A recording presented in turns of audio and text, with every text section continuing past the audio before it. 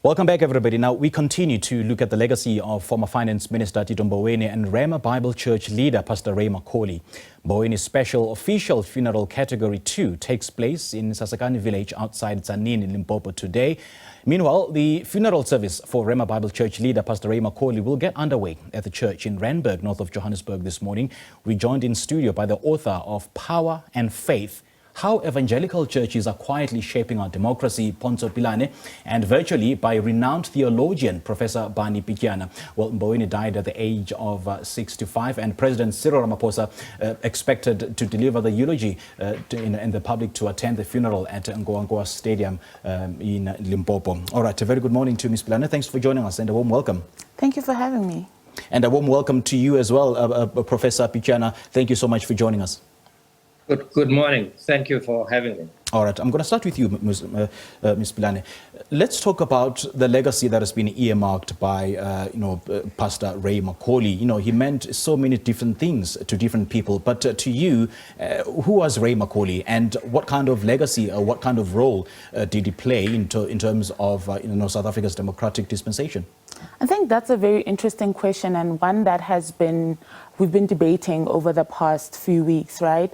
But when you take a critical view, particularly the one where I come from as the author of the book that you just mentioned, Ray McCauley is, as we know, the founder of Rhema Bible Church, which he founded in 1979 after he went to the US to study in Bible school in a Rhema-affiliated church there.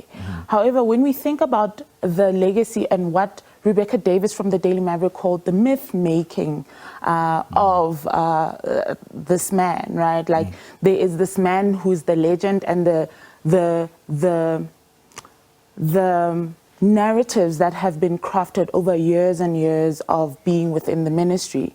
However, when I look at this from a critical point of view, we need to also think about the political nature of this person, and also the role and the history and the context in which Rhema Bible Church existed during apartheid, was complicit through silence to the apartheid regime, and only when apartheid was knocking at its knees or was towards the end will we see the repentance, the coming over to the side. And we have to really wonder whether this was a politically opportunistic moment, or was it actually genuine, considering when the Randburg Declaration in 1990 happened where he was, but as well as the forming of the other organizations that Ray McCauley formed towards the dawn of democracy. I quite like that the question you posed, whether this, his involvement in politics was politically opportunistic or not. I mean, it goes back to the book that you wrote, Power and Faith. So in your research in penning this book, what is it that you found in terms of the nexus between power and faith? How our churches are shaping up every country's democracy? I particularly looked at white-led mega churches, which is where Rhema comes from, and it was one of the first few that popped up in apartheid South Africa. And I look at this, the reason I say power, because I don't believe there's faith without the faith comes, the power comes before the faith. Right. But also to show the complicity, or how the evangelical mega church machine was also embedded within the apartheid machine to work. So for instance, as early as when TBN settled into South Africa and started its radio broadcasts, those broadcasts were in Bophuthatswana and in Ciskei. That was not a coincidence.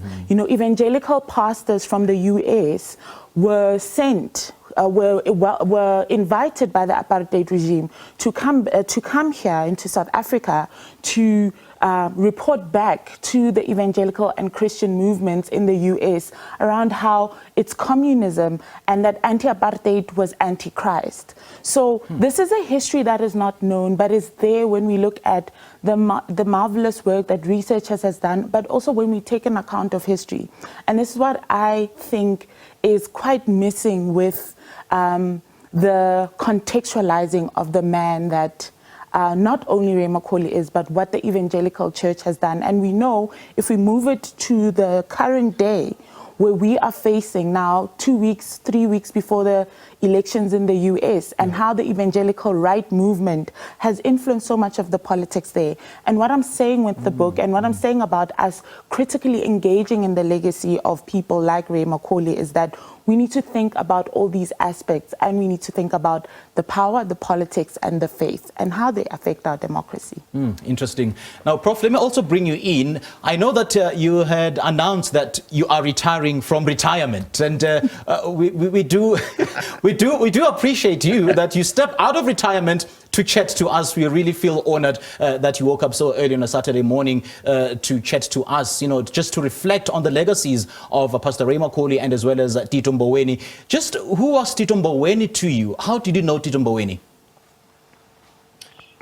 Thank you very much. Tito Mboweni, of course, is one of those young people from the then University of the North, Turfloop, who were very much affected by the Tito episode, when Tito in 1973 or 74, I think, made that speech.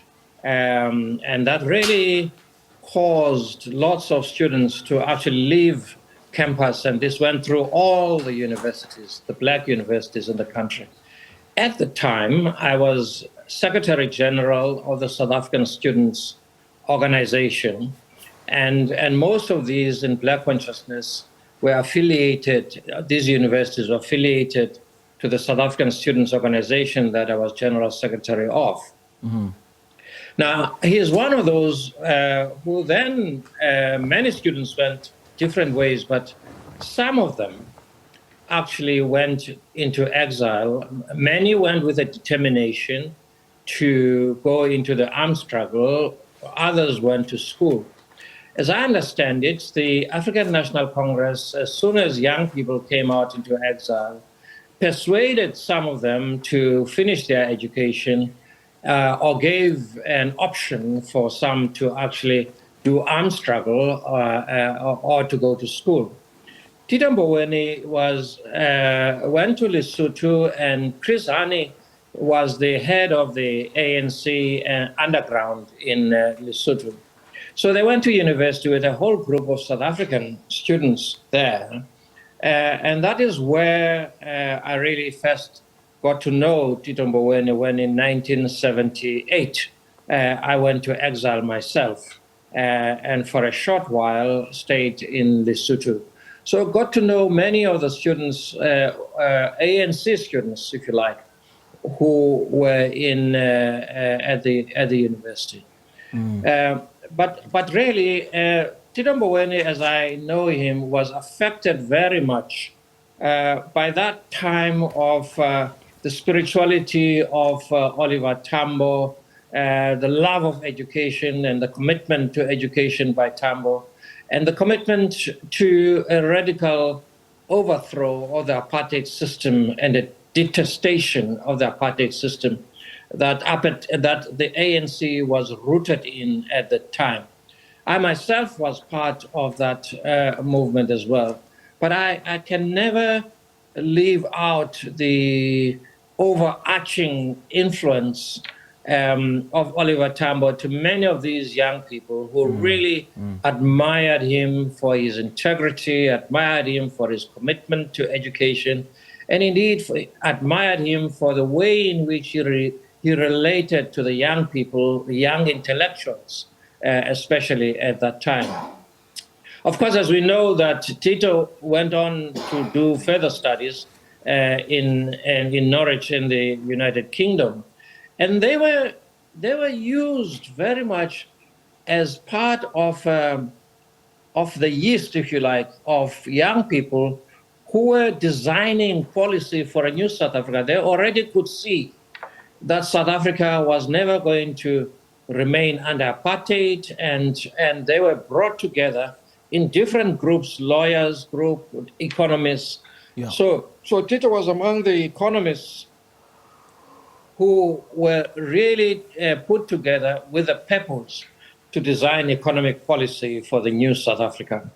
And that is why immediately upon return in 1990, he was part of that economic policy group that was shaped and formed. I'm done. Thank you.